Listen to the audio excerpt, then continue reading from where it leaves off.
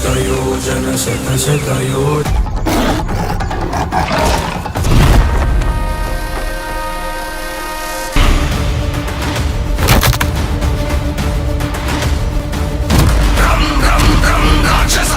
Assalamualaikum guys, oke kembali lagi bersama Draft Movie Review. Piye kabar Re? Terima kasih buat para penonton setia Draft Movie dimanapun kalian berada. Semoga kalian semua selalu sehat ya. Kali ini Draft Movie sudah merangkum sebuah film yang berjudul Hanuman 2024. Gimana keseruan ceritanya? Gak perlu banyak basa-basi lagi, ini dia alur ceritanya.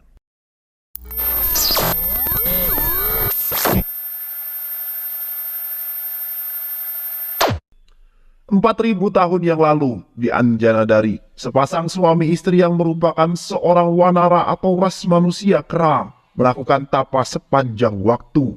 Tapa itu terus dilakukan tanpa henti hanya untuk mengharapkan sebuah kehadiran seorang anak.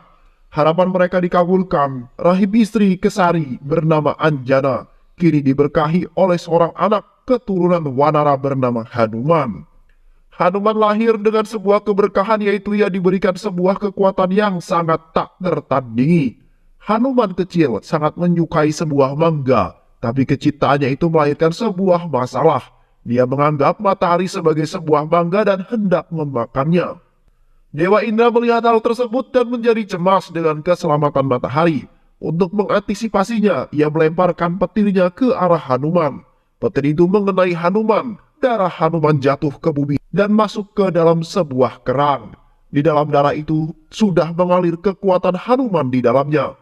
Bertahun-tahun kerang mengolah darah itu hingga akhirnya menjadi sebuah mutiara yang dikenal sebagai Rudiramani. Kembali ke masa Anjanadri, saat ini seorang pria bernama Hanumantu sedang mengusir seekor monyet yang akan mencuri mangganya di sebuah kebun. Hanuman tidak mengetahui bahwa monyet itu bukanlah monyet sembarangan.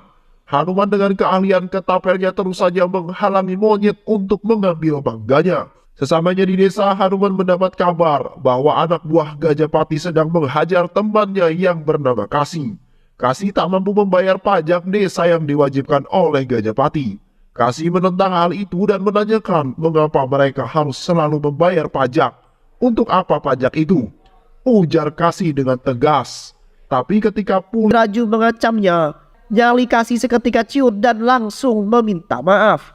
Puliraju adalah tangan kanan dari Gajapati. Dia juga merupakan ketua kelompok dari tim penagih pajak. Tenang nenek, aku sudah ada di sini.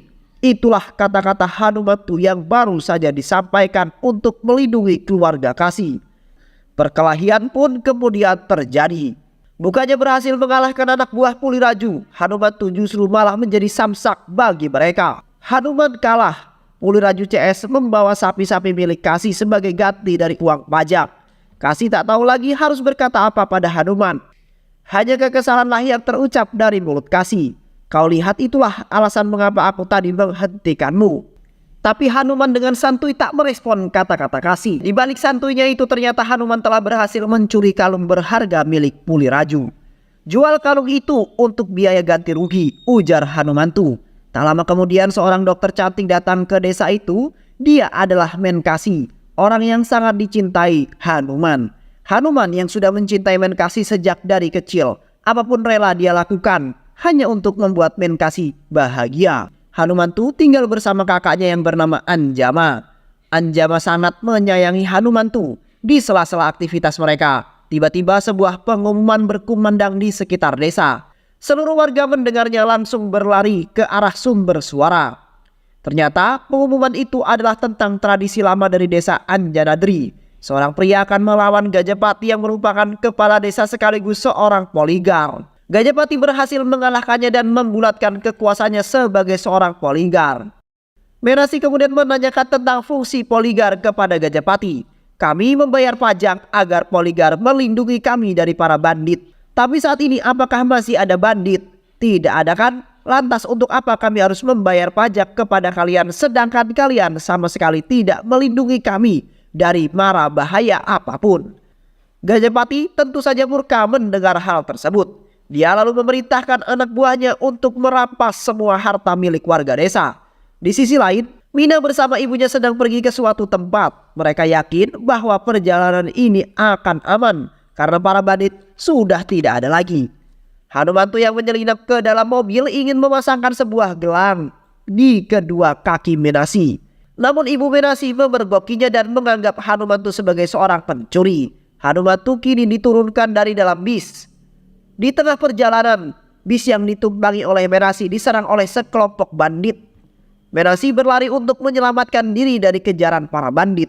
Namun para bandit berhasil menangkapnya. Hanumantu berupaya sekuat tenaga untuk menyelamatkan Menasi. Dia mengalahkan satu persatu para bandit yang ada. Namun para bandit berhasil menghentikan langkah Hanumantu dengan mengepungnya. Mereka menghajar, menusuk dan menyiksa Hanumantu. Hanumantu ditendang hingga jatuh ke laut. Hal itu mengakibatkan kalung yang dipegang Hanumantu pun terlepas. Hanumantu berusaha untuk mendapatkannya. Ia terus berenang sambil menyusuri laut. Hingga ia tak sengaja bertemu dengan Mutiara Rudiramani. Keesokan harinya, Hanumantu berhasil ditemukan oleh warga di pinggir pantai. Mereka segera membawa Hanumantu untuk dirawat di desa. Hanumantu pingsan sambil menggenggam kalung dan Mutiara Rudiramani. Semua orang di sana sangat mencemaskan keadaan Hanumantu. Mereka menuntut Menaksi untuk meminta maaf kepada Gajapati karena ucapan tragedi ini bisa terjadi. Di sisi lain, kini Hanumantu sudah kembali sadarkan diri. Dia terus memandangi mutiara itu. Pancaran sinar dari mutiara membuat Hanumantu berubah menjadi orang yang sangat kuat. Kekuatannya tak tertandingi. Dia mampu mengempaskan semua anak buah Gajapati ke udara. Puliraju yang menamparnya justru malah patah tulang. Hanumantu bingung dengan apa yang terjadi. Anak buah guru tidak datang untuk menggaploknya dengan sebuah besi. Tapi besi yang dibawa justru menjadi bengkok. Menaksi keluar untuk menanyakan siapa orang yang sudah menghajar anak buah Gajapati. Hanumantu menjawab pertanyaan itu bahwa dialah yang sudah mengalahkan mereka semua. Hanumantu kemudian membuktikan kekuatannya, tapi sayang kekuatan itu perlahan-lahan mulai menghilang dari tubuh Hanumantu. Hanumantu terus mencari cara untuk mengembalikan kekuatan itu. Ia mengutak-atik batu Mutiara Mani, tapi tak kunjung berhasil. Keesokan harinya, Hanumantu melihat mutiara itu bersinar karena cahaya matahari. Dia mengarahkan mutiara itu kepada sinar matahari dan benar saja, kekuatan itu kembali ke tubuh Hanumantu. Hanumantu dengan rasa bahagia ingin menceritakan kekuatan itu pada Kasi sahabatnya. "Hei Kasi, sekarang aku adalah seorang superhero seperti Superman," ujar Hanumantu. Tapi Kasi tak seidiot itu. Untuk mempercayainya, dia meminta Hanumantu untuk membuktikan bahwa dia memang seorang pahlawan super. Hanumantu yang kesal kemudian mengajak Kasi untuk pergi ke rel kereta. "Hei Kasi, mari kita lihat apakah kereta ini bisa membunuhku. Jika dia tidak mampu membunuhku, maka kau harus percaya bahwa aku memang memiliki kekuatan super," ujar Hanumantu. Kereta mulai berjalan mendekati Hanumantu. Kasi meminta Hanumantu untuk mengurungkan niatnya itu. Tapi Hanumantu tetap kekeh dengan pendiriannya.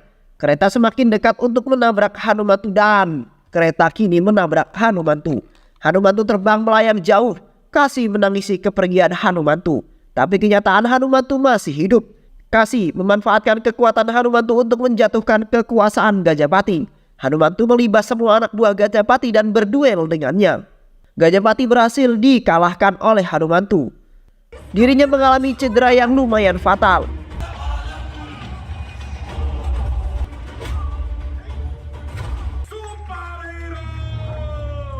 Di tengah euforia kemenangan Hanumantu, sebuah helikopter datang membawa dua orang pria.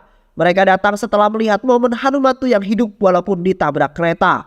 Itu tak sengaja terekam oleh seorang yang sedang asik ngevlog. Seorang bernama Michael sangat kaget melihat tayangan itu. Dia meminta asisten yang bernama Siri untuk menghack dan menghapus postingan itu. Michael tak ingin ada orang lain yang mengetahui kejadian itu. Usut punya usut, ternyata Michael adalah seorang yang sangat mengidolakan superhero. Dia ingin menjadi seorang superhero tulen. Dulu, Siri, seorang anak polos dan lugu, tengah dibully oleh teman-teman sekolahnya. Namun seorang anak yang bernama Michael datang untuk menyelamatkannya. Michael kecil yang berlagak seperti superhero menolong Siri. Sejak saat itulah Siri selalu berada di sisi Michael sebagai teman dekatnya sekaligus asisten Michael dalam menggapai mimpinya sebagai seorang superhero di masa depan. Michael sangat terobsesi untuk menjadi seorang superhero. Obsesinya itu membuat dia mengalami cedera. Kakinya patah karena melompat dari atap rumah. Kedua orang tuanya tentu saja marah dengan aksi ceroboh Michael tersebut. Michael lalu bertanya kepada Siri, bukankah Spider-Man itu tidak memiliki orang tua? Ya, jawab Siri. Dan Batman bisa menjadi seorang pahlawan setelah kepergian dari orang tuanya? Benar sekali, ujar Siri. Pemikiran itu terus berada di benak Michael. Dia menjadikan pemikiran itu sebagai cara untuk menjadi seorang superhero. Itulah alasan mengapa Michael tega menghabisi orang tuanya sendiri. Beberapa tahun kemudian telah terjadi sebuah perampokan di Bank India. Michael yang telah berhasil menggapai mimpinya menjadi seorang superhero datang untuk mengalahkan para perampok itu. Dia menghajar satu persatu perampok yang ada di hadapannya. Dirinya kuat, kostumnya hebat, bahkan peluru pun tak mampu menembus badan Michael. Tak berselang lama polisi telah sampai ke TKP. Michael melemparkan sebuah bom asap kimia yang membuat kinerja saraf otak mereka menjadi lambat. 1 detik di dunia nyata bagi mereka setara dengan 30 detik. Michael berhasil lolos dan kembali ke markasnya. Berita menyiarkan tentang seorang pahlawan misterius berhasil mengalahkan perampokan itu. Di dalam markas Siri telah menunggu kehadiran Michael. Siri adalah seorang peneliti yang bertugas untuk mengembangkan kostum, peralatan dan menyediakan semua kebutuhan Michael dalam menjalankan aksi pahlawannya. Kembali ke masa sekarang, Michael datang ke desa dengan dalih untuk membangun perkembangan di desa itu. Itulah yang dia katakan pada seluruh warga di sana. Namun pada kenyataan dia datang hanya untuk menyelidiki sumber kekuatan Hanumantu. Sampel darah diambil dari Hanumantu sebagai langkah awal untuk penelitian. Tim pun sudah datang untuk membangun markasnya tak jauh dari sana. Siri masih berkeliaran di sana untuk memantau keseharian Hanumantu. Sambil mencari cara alasannya kenapa Hanumantu bisa memiliki kekuatan super yang tak tertandingi. Seorang pria kribo, kita sebut saja dengan nama Babe, memberitahukan kepada Siri tentang rahasia Hanumantu. Hei kamu, jika kamu ingin mengetahui asal sumber kekuatan Hanumantu, maka aku akan memberitahukannya. Siri pastinya sangat senang mendengar hal tersebut. Dia meminta Babe untuk segera memberitahukannya. Kau lihat di sana ada seorang wanita kan? Sumber kekuatan Hanumantu muncul setelah dia memeluk dan mencium wanita itu, ujar Babe. Siri tanpa pikir panjang mempercayai perkataan Babe. Dia mendekati wanita itu dan berniat menciumnya seperti yang dikatakan Babe. Namun ibu-ibu itu justru berhasil mengalahkan Siri. Siri kesal karena telah ditipu oleh Babe. Dia terus berkeliling desa untuk mencari jawaban dari sumber kekuatan Hanumantu. Tak lama kemudian Siri menemukan segerombolan warga yang ramai-ramai berkumpul. Siri bingung, dia lalu bertanya apa yang terjadi di sini. Usut punya-usut ternyata mereka semua berkumpul karena Hanumantu akan memberitahukan sumber kekuatannya. Siri berubah jadi sangat bersemangat, dia ingin mengetahui jawabannya. Hanumantu menjelaskan bahwa sumber kekuatannya ini berasal dari susu milik Kasih. Hanumantu lalu membuktikan kekuatannya itu. Semua warga percaya dan langsung mengantri untuk membeli susu milik Kasih. Tapi Siri tak diam begitu saja. Siri menyerobot antrian dan memborong semua susu milik Kasih. Keesokan harinya pesta penyambutan Michael pun dimulai. Hasil laboratorium sudah keluar. Siri memberitahukan bahwa susu yang dia beli kemarin hanyalah sebuah susu yang dicampur dengan air, tanpa kekuatan sedikit pun. Begitu pula dengan sampel darah Hanumantu yang telah diambil. Di dalam darah itu sama sekali tidak ada imunitas kekuatan di dalamnya. Siri memastikan bahwa saat ini dapat dipastikan sumber kekuatan Hanumantu berasal dari faktor eksternal dan kita harus membuktikannya. Beberapa hari kemudian pemilihan kepala desa digelar di desa Anjana Nadri. Berkat kepahlawanan Hanumantu, dia berhasil mengubah sistem poligar di desa itu menjadi sistem demokrasi. Hanumantu ditunjuk oleh Menkasi untuk mencalonkan diri sebagai kepala desa. Tapi Hanumantu melempar tanggung jawab itu kepada kakeknya Menkasi. Ada 2 calon yang akan bertarung dalam kontestasi pemilihan itu, yaitu kakeknya Menkasi dan juga Babe. Di tengah-tengah acara, Hanumantu mendapati seorang misterius yang mencurigakan di acara itu. Dia terus mengikutinya dan tiba-tiba sebuah bom asap jatuh di dekat Hanumantu. Hanumantu menjadi patung, saraf-sarafnya berhenti berjalan. Hanumantu kini berhasil diculik. Penculikan itu ternyata dilakukan oleh Michael. Michael mengawasi Siri yang tengah menginterogasi Hanumantu. Siri terus-menerus menanyakan tentang asal-usul sumber kekuatan Hanumantu. Siri tak menyadari bahwa mutiara yang dipegangnya itu merupakan sumber kekuatan Hanumantu. Michael bergegas untuk mengamankan mutiara itu, tapi sesampainya di sana, Hanumantu telah berhasil meloloskan diri. Hanumantu langsung pergi untuk menyelamatkan Menkasi dari bandit-bandit suruhan Gajapati. Di tempat lain, para bandit mulai bergerak untuk menghabisi Menkasi. Tapi Hanumantu datang di saat yang tepat. Dia berhasil menghajar dan mengalahkan semua bandit yang ada di sana. Setelah masalah di sana selesai, Hanumantu langsung datang untuk menemui Gajapati.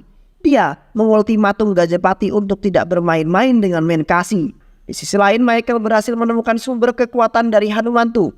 Dia meminta Siri untuk segera menyiapkan 1 ton bom asap yang akan dibawa oleh pesawat. Kita akan melumpuhkan seluruh warga di sana dan mengambil mutiara itu. Siri tak menyetujui hal tersebut. Siri selama ini mengikuti Michael untuk membantunya menjadi seorang superhero, bukan penjahat. Kata-kata Siri membuat Michael marah. Dia akan menghabisi Siri seperti Michael menghabisi orang tuanya sendiri. Sementara itu, Hanumantu berhasil menyelinap ke dalam markas Michael. Hanumantu telah mengetahui semuanya di sana. Namun saat hendak pergi dari sana, anak buah Michael berhasil menghajarnya hingga jatuh ke dalam jurang. Mutiara Rudramanik kini jatuh ke tangan anak buah Michael. Mereka ingin menghabisi Hanumantu, tapi tiba-tiba Hanumantu sudah muncul di belakang mereka dengan sebuah tongkat. Hanumantu berhasil menghabisi mereka semua. Bahkan sang mutiara Rudramanik pun sudah kembali ke tangannya. Usut punya usut, ternyata itu bukanlah Hanumantu yang sebenarnya. Dia adalah seorang pendeta bernama Vibhisana. Sana menyerahkan mutiara kepada Hanumantu yang sebenarnya. Beberapa hari kemudian, kakak Hanumantu akan menikah dengan pria idamannya. Namun Michael kembali berulah untuk mendapatkan mutiara itu. Michael menuduh Hanumantu telah mengambil mutiara itu darinya. Dia juga mengeluarkan bukti saat Hanumantu masuk ke dalam markasnya. Hanumantu diminta kakaknya untuk menyerahkan mutiara itu. Michael dengan bahagia langsung mengarahkan mutiara itu pada sinar matahari. Namun bukannya mendapat kekuatan, matanya justru terbakar dan menjadi buta. Dasar orang bodoh. Apa kau tidak bisa membedakan antara mutiara dengan sebuah beling? Ujar Hanumantu. Michael meminta anak buahnya untuk menghabisi Hanumantu. Tapi sang kakak tercinta berhasil menggagalkan upaya itu. Hanumantu menyolotkan mutiara untuk mendapatkan kekuatannya, tapi Michael dengan sigap langsung menembak Hanumantu. Peluru menghujam ke tubuh Hanumantu. Hanumantu tidak terluka parah, tapi kakaknya tewas seketika. Hanumantu begitu depresi. Karena mutiara itu, sang kakak harus meredam nyawa. Hanumantu membuang mutiara itu sejauh mungkin. Tapi anak buah Michael berhasil mengetahui kemana mutiara itu akan jatuh. Mutiara itu akan jatuh di sebuah desa. Michael mengerahkan seluruh prajuritnya untuk mendapatkan mutiara itu. Semua bom asap diturunkan dari pesawat. Hal itu membuat seluruh warga desa menjadi patung. Menkasi yang berhasil selamat langsung mencari keberadaan Hanumantu. Menkasi meminta Hanumantu untuk segera menyelamatkan desa, tapi dia menolaknya. Aku tidak bisa menyelamatkan kakakku. Lantas bagaimana bisa aku menyelamatkan desa?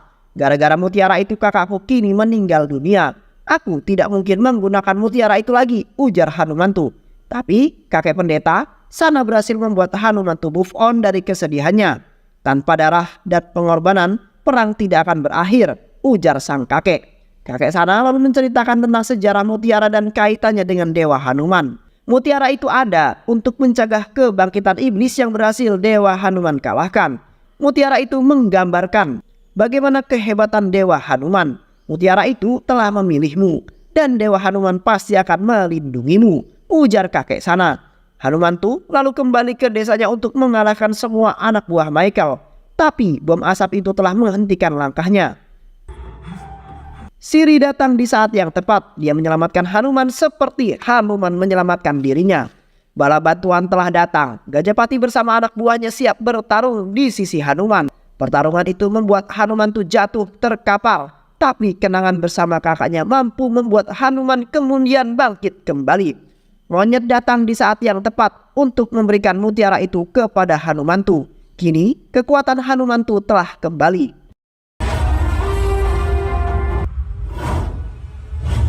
Dia berhasil mengalahkan semua anak buah Michael dan menghilangkan asap yang menyelimuti desa. Michael datang dengan kekuatan penuhnya. Pertarungan antara superhero pun terjadi. Hanumantu berhasil menghancurkan kostum super milik Michael.